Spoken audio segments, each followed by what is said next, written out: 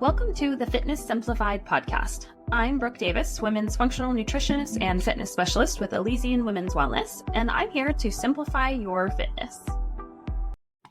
The content provided in this podcast is for informational purposes only and is not intended as a substitute for professional medical advice, diagnosis, or treatment. Always seek the advice of your physician or other qualified health providers with any questions you may have regarding a medical condition. Never disregard professional medical advice or delay in seeking it because of something you have heard on this podcast.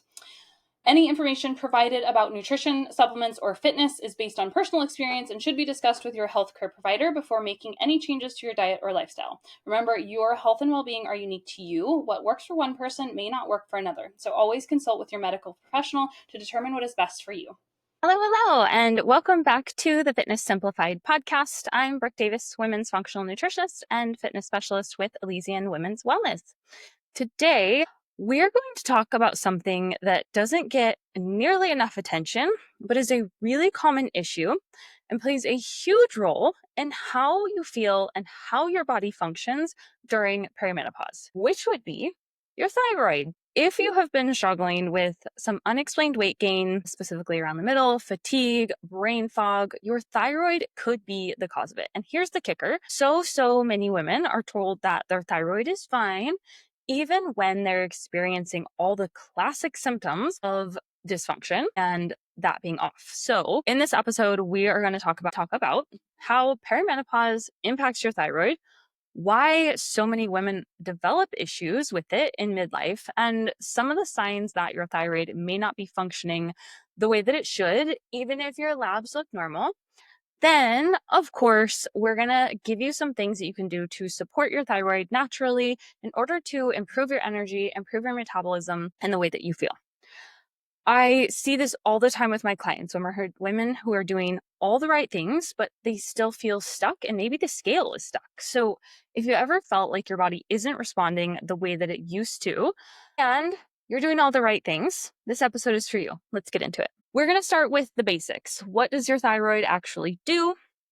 Your thyroid is a small butterfly-shaped gland at the base of your neck, and it's like the control center for how efficiently your body uses energy. There are three main hormones that interact with the thyroid. That is TSH, T3, and T4. So TSH is the thyroid stimulating hormone, and this is actually made in the brain through the hypothalamic pituitary system. That signals your thyroid to get to work. So think of it like a thermostat. If your body senses you need more thyroid hormones, T4 and T3, it will turn up that TSH signal to your thyroid to produce more.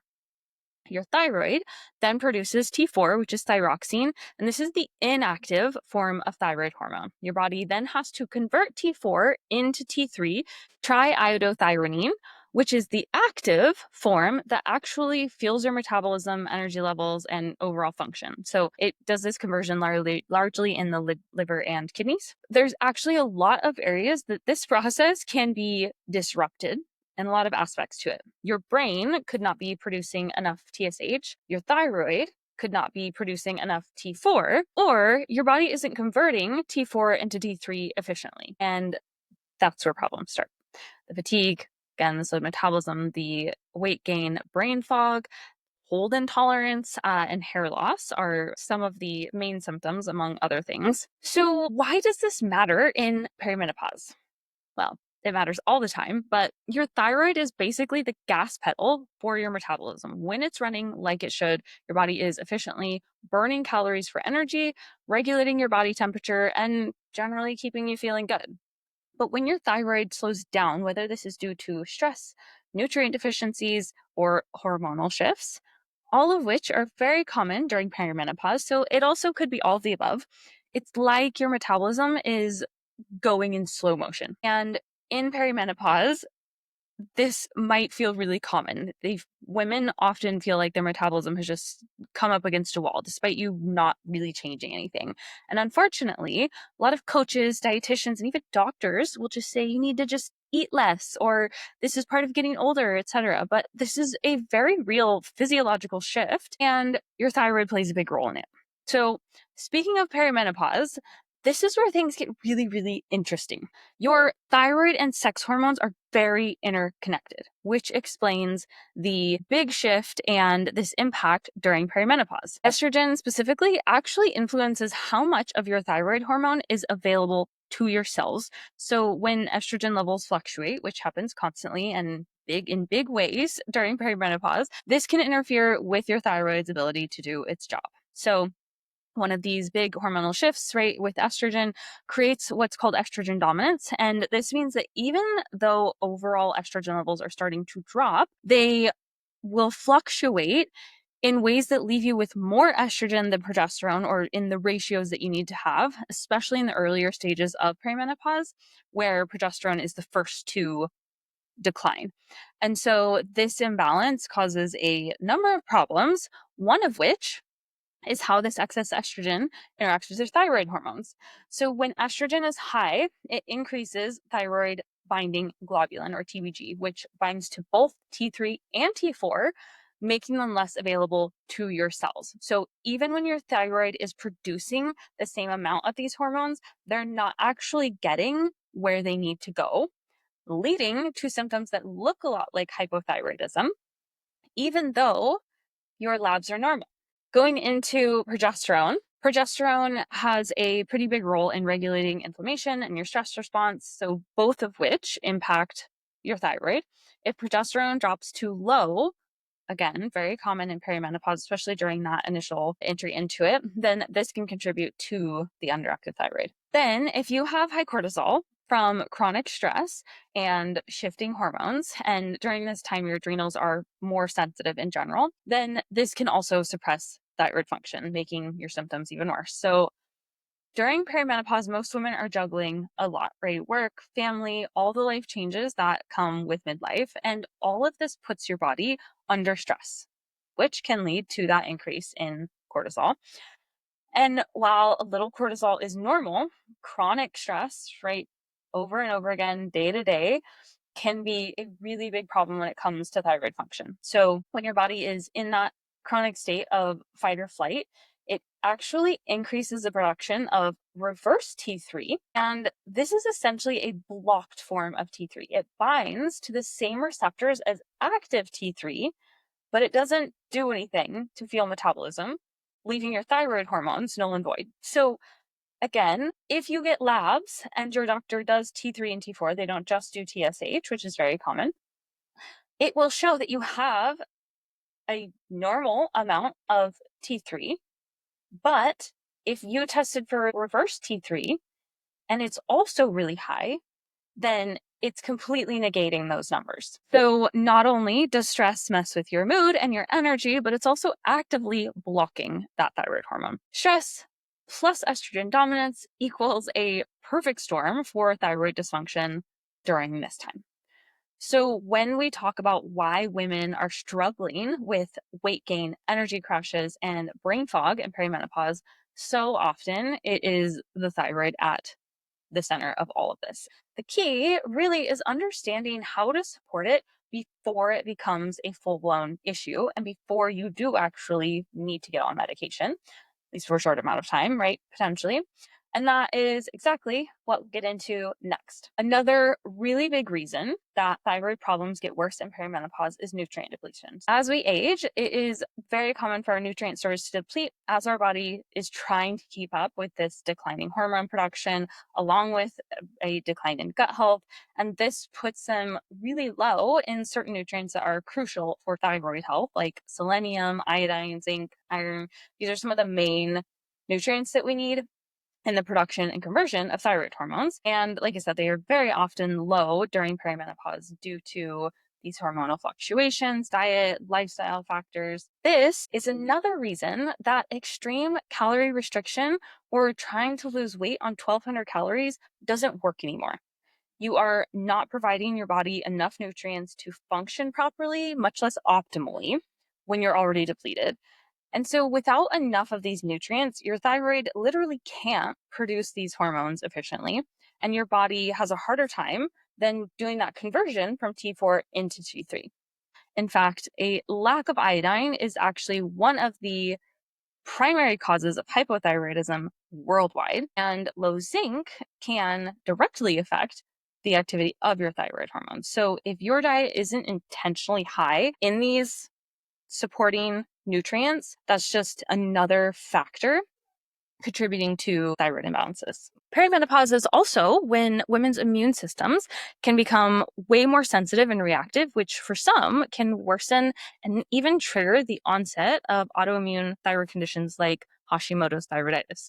Hashimoto's, this is an autoimmune condition where the immune system is attacking the thyroid, causing inflammation and damage to the organ, reducing its ability to function and do what it needs. The stress and hormonal fluctuations that come with perimenopause can really be a catalyst for this trigger, and especially if you have a genetic predisposition. So if you're noticing worsening thyroid symptoms or you have a family history of autoimmune thyroid conditions, this is something you need to make sure that you're addressing early on.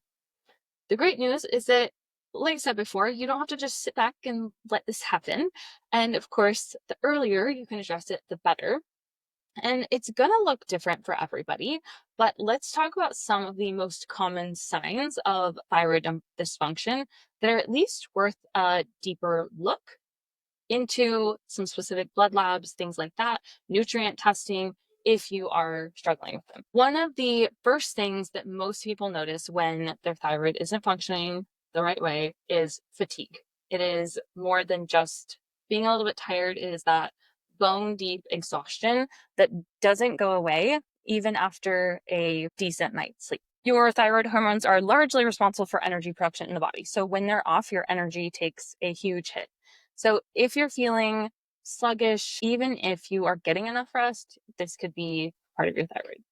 Another major red flag is unexplained weight gain or difficulty losing weight, so weight loss resistance, especially if you're doing all the right things like exercising, you're eating well, you're eating enough, you're eating carbs. There's a huge correlation between carb intake and thyroid function, so keep that in mind. And when thyroid hormones are out of balance, your metabolism slows down, and this makes it harder for your body to burn calories efficiently. Thyroid can also affect your hair, skin health. So maybe you've noticed your hair thinning or being more brittle, falling out easily. Your skin might get dry, flaky, more sensitive than usual.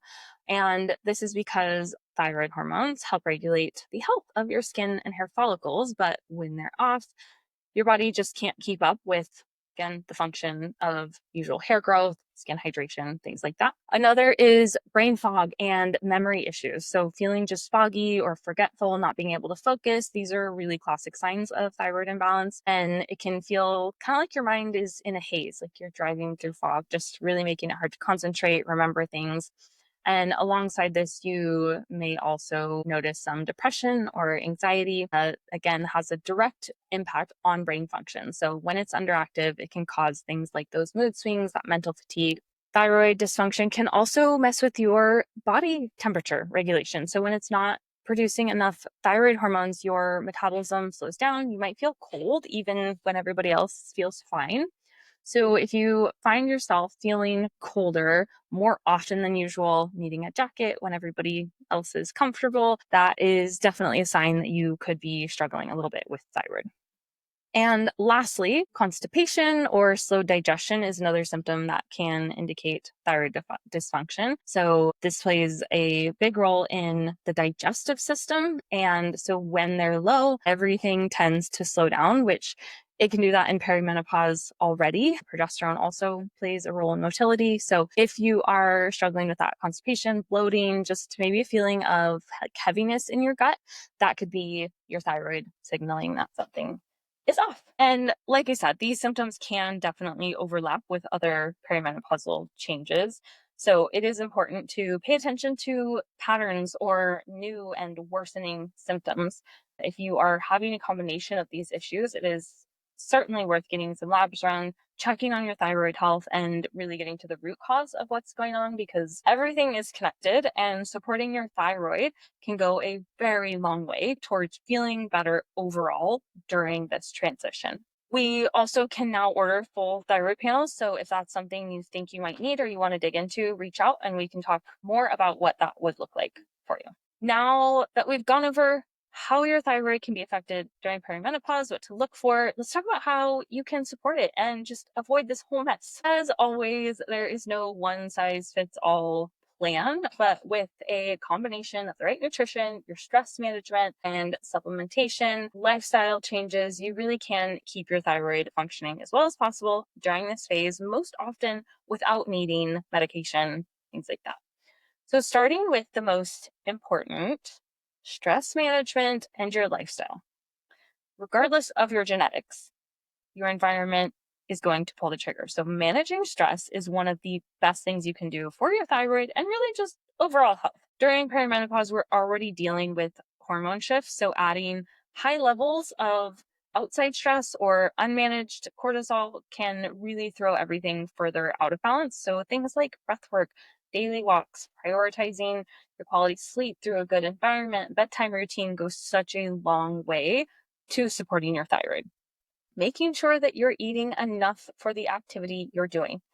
No more 1200 calorie diets. You have to nourish your body. If you are training more than 5 days a week, it may behoove you to take another day off and make sure you're getting enough recovery time, reducing the stress on your body overall. Next up is my favorite, of course, nutrition. The food you eat plays a huge role in thyroid health, especially during midlife when all of your hormones are changing. There's a lot of things you can't control. Nutrition is not one of them. So let's break down just a few areas. Like I mentioned before, eating enough, period. But then also making sure you're getting balanced macronutrients, proteins, fats, especially carbs. Low carb diets have been shown to decrease thyroid function. So while this is the method that most women are using to diet, it's actually really impacting their long-term metabolic health. You want no less than 100 grams of protein, no less than 130 grams of carbs per day, and no less than 20% of your intake in fats. More is better. Keeping your meals balanced helps keep your blood sugar steady, reducing stress overall on the body. Focusing then, of course, on nutrient-dense whole foods, fresh fruits, vegetables, unprocessed proteins, quality fats, nuts, seeds, avocados, whole grains, legumes, and then trying to increase your selenium, iodine, and zinc, again, specifically through food. So selenium is found in Brazil nuts and plays, again, a big role in converting the thyroid hormones, T4 to T3, that active form.